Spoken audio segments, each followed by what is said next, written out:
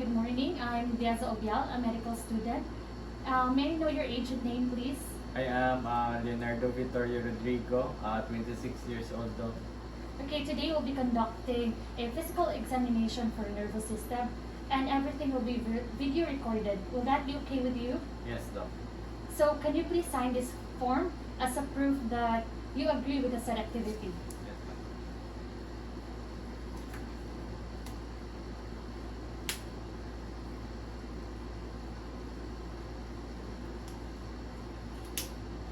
Okay, thank you, Mr. Leo.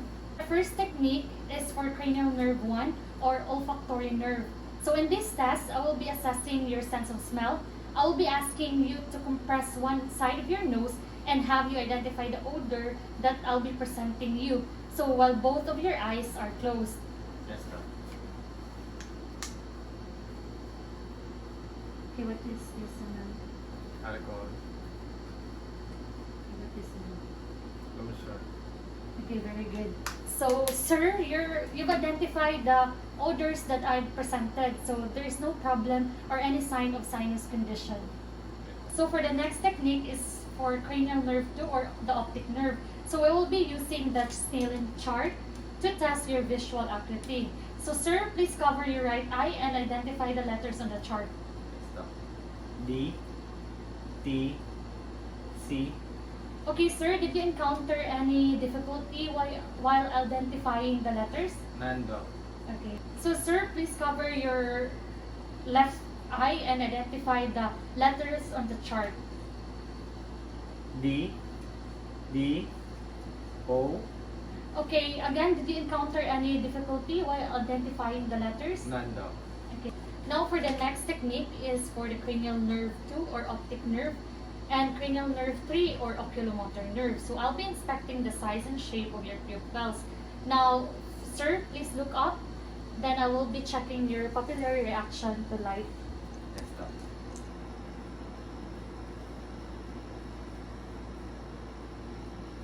Okay, good. Everything is normal. Yes, doc. Next is for cranial nerve 3, 4, and 6 or the oculomotor, trochlear, and abducens nerve. So I'll be testing your extraocular movements in the 6th cardinal direction of gaze, and I'll be looking for loss of conjugate movements in any of the 6th direction. Okay, let's start.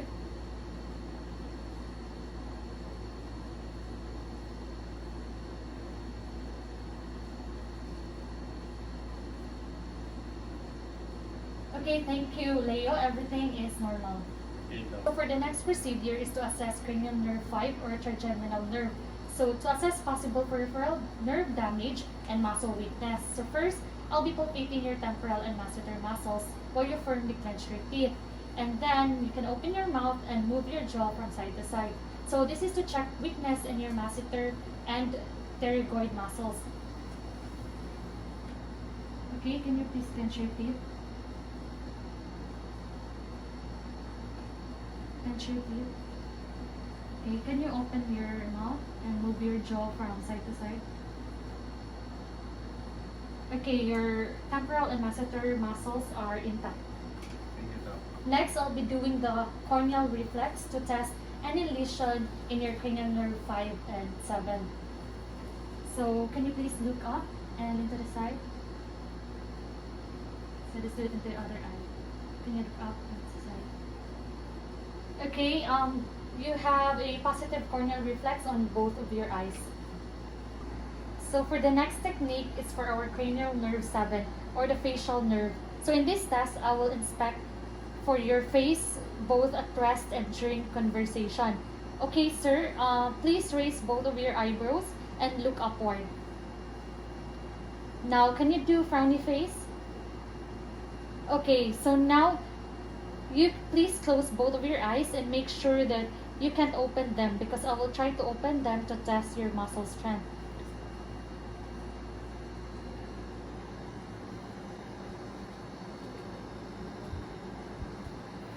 Okay, now, sir, can you please show me both of your upper and lower teeth? Okay, can you please smile for me, please? So can you please puff out both of your cheeks so that I can palpate for even muscle tone?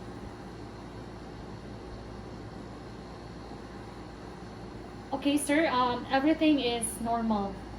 Stop. Okay, for the next technique is the cranial nerve 8, or what we call the acoustic and vestibular nerve. So in this test, I will assess for your hearing using the whispered voice test. So, okay, sir, can you please turn around? So now I will ask you to repeat the numbers or letters that I will whisper while blocking one of your ears. Okay, let's start. Can you block your, yeah, that ear?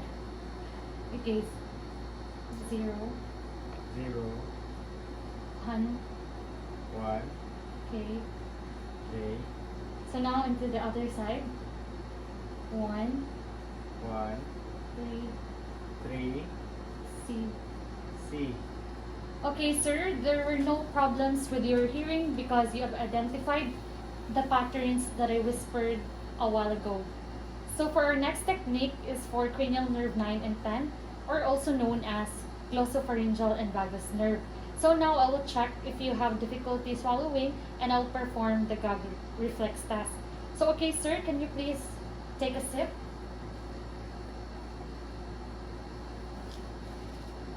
Okay, good. And now, sir, can you please say up?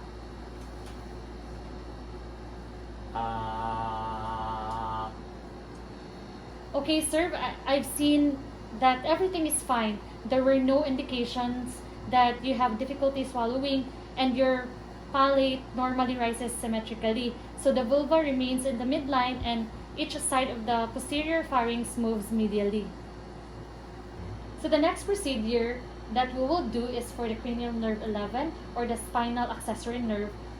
So this will test for fasciculations and also the strength and contraction of your trapezius and sternocleidomastoid muscles. So I will stand behind your back and will ask you to shrug your shoulders upward against my hand. So can you please turn around? Okay.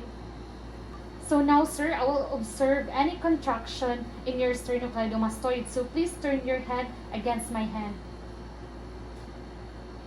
Okay, let's sit on the other side. Okay, good. So, sir, everything is good. I haven't noticed any atrophy or fasciculations in your trapezius muscle that may point to peripheral nerve disorder, and there is no trapezius and sternocleidomastoid paralysis. Okay, Doc. So for our next procedure is for our cranial nerve 12, or hypoglossal nerve. So in this test, I will inspect your tongue and I will look for atrophy, fasciculation, asymmetry, and deviation. So sir, can you please stick out your tongue? Okay, now can you push your tongue against the side of your cheek and move it from side to side so that I can palpate it and check for its strength. Okay, to the other side. Okay, so for sir, there were no atrophy, fasciculation, asymmetry, deviation noted, and there is no unilateral lesion. Stop. I will now test for the muscle strength of your upper and lower extremity. So to know if you have experiencing paresis, paralysis, hemiparesis, paraplegia, or quadriplegia. So we will begin with your upper extremity. So I will ask you to pull your hand towards you, and so because this is done to test your biceps and brachioradialis muscles. Okay, Doc. So pull your hands. Okay, good. So next, we will test for your triceps by trying to extend your elbow. Okay, Doc. Okay, good. Now let's check your lower extremity. So we will begin with the strongest muscle in your body, which is your quadriceps. So can you straighten your leg against my hand, please? Okay, good. Now for your hamstring muscles, while your knee is flexed, try to keep your foot down as I straighten your leg. Okay, good. Okay, there is an active movement against full resistance without evident fatigue. So this is normal muscle strength, which is 5. So this next test is for your grip strength. So this will help us assess for any peripheral nerve disease, particularly in your median and ulnar nerve. Also for your carpal tunnel syndrome, arthritis, epicondylitis, and cervical radiculopathy. So, okay, Leo, can you please try to squeeze my middle finger and index finger as hard as possible while I try to pull it out. Onto the other side. Okay, good. So you have a good grip strength. So this next test we're going to do is to inspect weak opposition of your thumb, so which may be caused by median nerve disorders such as carpal tunnel syndrome. So I will let you touch your little finger while I apply resistance. So this hand. Okay, to the other hand. Okay, good. I did not notice any weak opposition. Dito. So the last test we will do for your motor system is the foot dorsiflexion to test for your tibialis anterior muscles and plantar flexion to test for your gastrocnemius and soleus muscles. So to test with the ankle dorsiflexion, try to pull up your foot against my hand and then try to push down against my hand. This is to test for your plantar flexion. Okay, good. Okay, good. So, thank you, Leo. You have good muscle strength.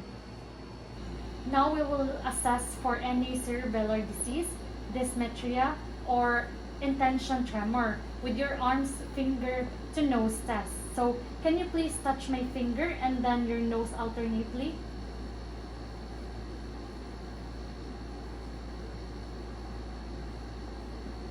Now, with your eyes closed, try to touch my finger, then your nose alternately. Okay, good. So, these maneuvers are the test for position sense and the function of both the labyrinth or the inner ear and the cerebellum. So, since you were able to touch my finger with your eyes open, so as well as closed, everything is normal. Dito. So, this next test is the heel to shin test. So this is to assess cerebellar disease as well as position sense. So can you please place one heel on the opposite knee, then run it down to the shin to the big toe. Dito. Now please repeat it with your closed eyes. Okay, good. So since you were able to do it with your eyes open and closed, you have a normal position sense. Dito.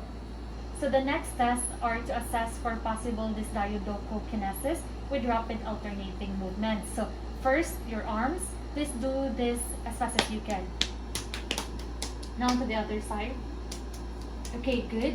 Now with your fingers, tap the distal joint for your thumb with your index finger as rapidly as you can. So onto the other side, please.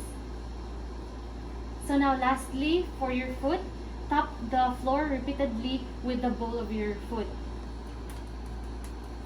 And then the other side, please. Okay, good. So our next examination is for your gait.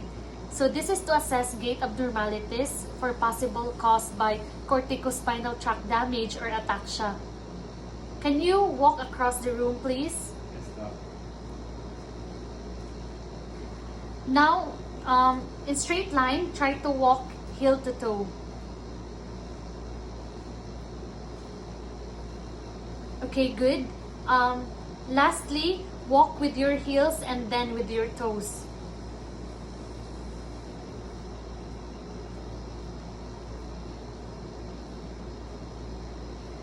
Okay, good. Since there are no noticeable difficulties performing those tests, your gait is normal. Okay, So now we will proceed with the Rumberg test. So this is mainly to test of position sense. So I will be asking you to stand with your feet together for 30 seconds. Okay, good. Now let's do it with your eyes closed. Okay, good.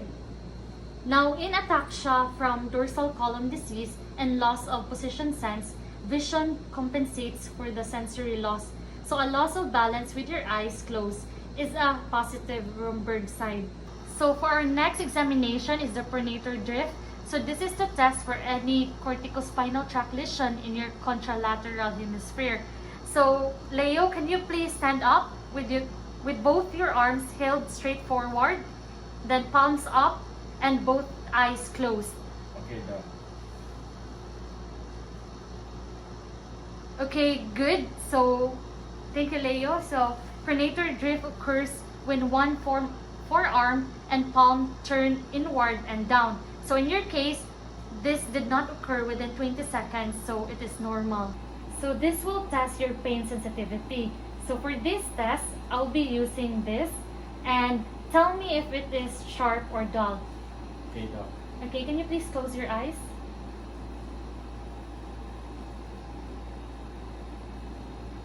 Sharp, dull, dull, sharp.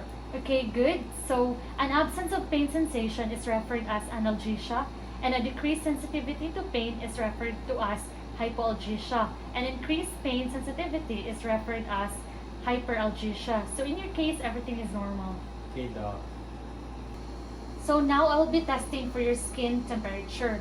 So with this test, I'll be using 2 glasses filled with hot and cold. So I will let you identify if it's hot or cold. So can you please close your eyes? Cold, hot, hot, cold. Okay, good, Leo. You can open your eyes now. So testing skin temperature is often omitted if pain sensation is normal. So if there are sensory deficits. Okay, with this test, I'll be using a fine wisp of cotton and tap into your skin lightly without putting pressure. So let me know if you felt the touch, okay? Yes, Doc. Yes, Doc. Okay, good, Leo. So an absence of touch sensation is anesthesia. So a decreased sensitivity to touch is what we call hypesthesia. And lastly, an increased sensitivity of touch is defined as hyperesthesia. Okay, Doc. So this test is used to test for your position sense. So with this test, I'll be grasping your big toe and hold it by its side between my thumb and index finger. Then pull it away from the other toes. So while performing this test, I'll be asking you to close your eyes and tell me if it's up or down movement. Okay, Doc. Okay, let's start. Up, down, Okay, good. down, up. Okay, good. So, loss of position sense, like loss of vibration sense, is seen in tabes dorsalis, multiple sclerosis, or B12 deficiencies from posterior column disease, and in diabetic neuropathy. Okay, Doc. So, this test is test for stereognosis. So, this refers to the ability to identify an object by feeling it. So, with this test, I'll be placing a familiar object on your hand, and I'll be asking you to tell me what I have placed on your hand. Okay, can you please close your eyes? Okay, let's start. Coin, Okay, good. Now this one. stone, Okay, good. So normally a patient will manipulate and identify it within 5 seconds. And a stereognosis is the inability to recognize object placed in the hand. So our next test is Graphisticia, or number identification test. So this is to perform if arthritis or other condition prevent patient from manipulating an object. So I will draw a number in your hand, and please identify or tell me what number was drawn. 1, Okay, good. 0, Okay, good. 8, Good. So the inability to recognize numbers, or graphisticia, indicates a lesion in the sensory cortex. So the third test for discriminative sensation is the 2-point discrimination. So using the 2 ends of an open paper clip, I will be touching your finger pads and have you identify if it is 2 points or 1 point touching your skin. So can you please close your eyes? Okay, can you have your hand? 1, 2, 2, 1. Okay, good. So lesions of the sensory cortex increases the distance between two recognizable points. So in your case, everything is normal. Okay, Doc. So for the next test is point localization test. So with this test, I'll be touching a point on your skin with your eyes closed. Then I will ask you to point it with your eyes open. Okay, let's start.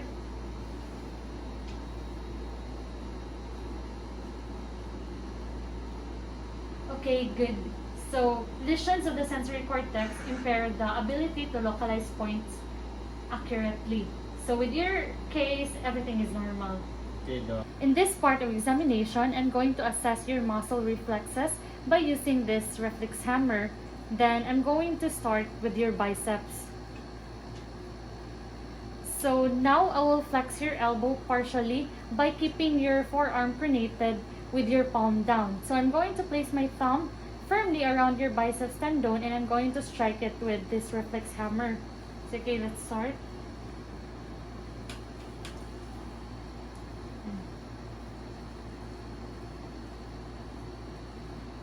Okay, good. Now onto the other side.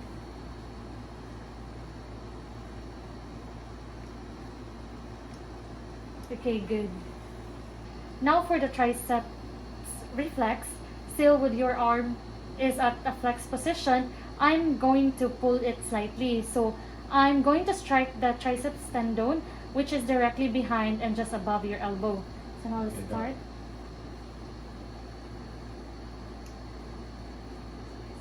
Okay, into the other side, please.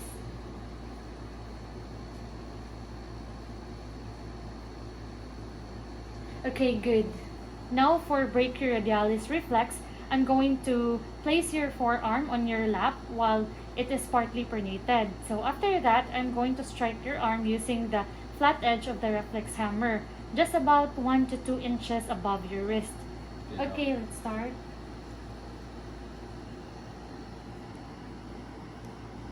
Okay, good. Into the other side, please.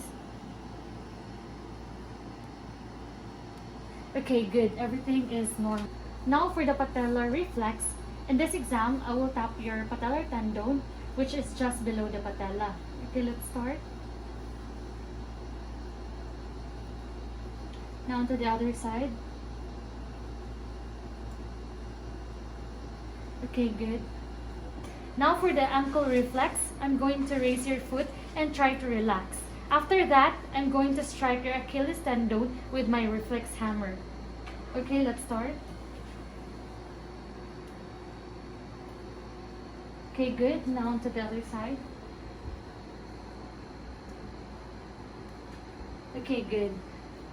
Now for the plantar response. So in this exam, I'm going to stroke the lateral aspect of the sole of your foot lightly with this key. So dorsiflexion of the big toe is a positive Babinski response, so arising from a CNS lesion affecting the corticospinal tract. Okay, let's start. Okay, good. Okay, good. Now for the abdominal reflex. So in this part of the examination of your reflexes, I'm going to stroke the 4 quadrants of your abdomen, going towards the center in a diagonal movement with this tongue blade. So abdominal reflexes may be present in both central and peripheral nerve disorders. Okay, Leo, let's start. Yes, Doc.